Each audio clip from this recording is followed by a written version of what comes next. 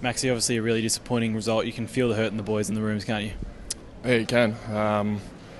Look, it's just really disappointing. To be fair, we probably weren't there for a lot of the game today, even though the scoreboard was in our favour at times. I think the inside 50 camp was heavily in their favour, and we were just hanging on due to a couple of really good defensive efforts from Jackie Lever, Michael Hibbard, these sort of guys. So, I mean, is it pleasing that we've been in every game this year, apart from maybe the GWS game?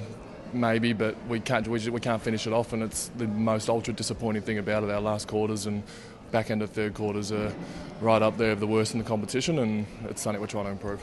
19 inside 50s to 6 in that final term. Why do you think they got on top so badly? Yeah, I didn't know those figures. That stands out a little bit more than what it was in my head. But look, we know St Kilda are a really good slingshot team, and when they get momentum, they're really hard to stop. And we had some things that we thought would be able to cope with that, and unfortunately, we weren't able to execute.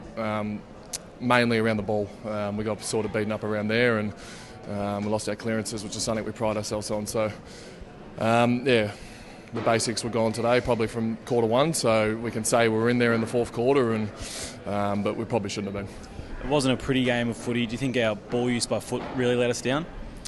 You got to give that to St Kilda with their pressure. To be honest, man, I think the majority of players in our team can kick, and when there's a little bit of pressure, sometimes your kicks can go wayward. So. Saints are known, and last week, especially under Brett Radden, they've brought a fair amount of pressure. What was Goody's message there? What can we salvage out of the last 4 weeks of the season? Yeah, we're going to keep playing. I'm definitely going to keep playing, and I'm pretty sure my 21 teammates or 45 on the list are going to keep playing. There's a lot of outside noise about potentially not making finals, and should we worry about putting people in off season? There's no chance that's happening. We're going to fight to the line, and Richmond, Collingwood, both of the G, is right at our forefront of our mind now. So, not even Collingwood, just Richmond. It's Saturday night. It's going to be a good chance to probably play the informed team of the comp. And just personally, you had a good battle with Roland Marshall, who's been one of the informed ruckmen in the comp. How'd you enjoy that?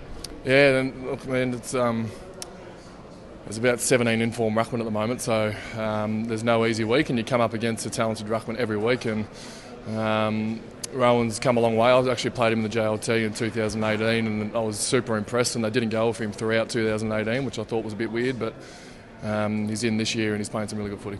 Thanks for your time, Maxie. Thanks, Benny.